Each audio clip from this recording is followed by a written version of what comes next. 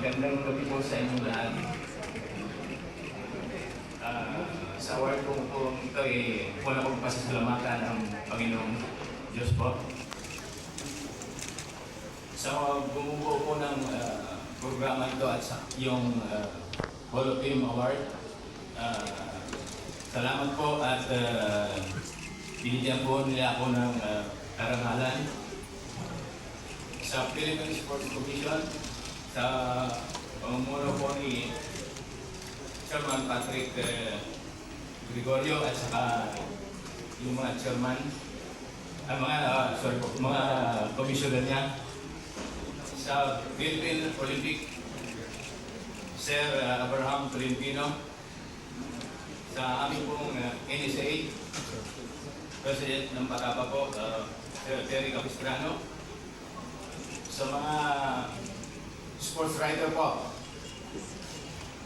media, press, alam ko po, isa po kayo sa mga kasangkapan kung bakit po na po ito pong Hall of Fame Award. Maraming salamat po sa inyo lahat.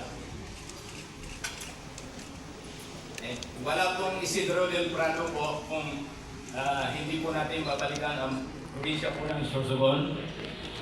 Nagkaroon po kami ng maliit na training camp sa pamumuno po ni yumaong Governor Raul Lee.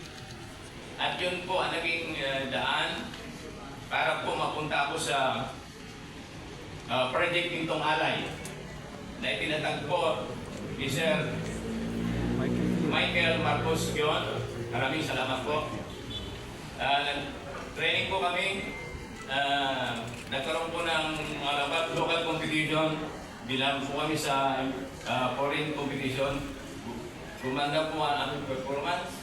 At sa awa po ng Diyos, hanggang po sa ngayon, hindi pa po na-break po yung national record ng 400 meter dash. Ngayon po, nasa coaching staff po ako.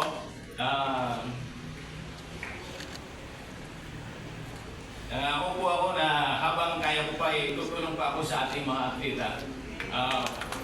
Lalo na sa mga practical training program po ng mga upcoming athletes. Sa mga nagsuporta po sa akin, hindi po man kayo may isa-isang pangalanan. Maraming salamat po sa inyo lahat.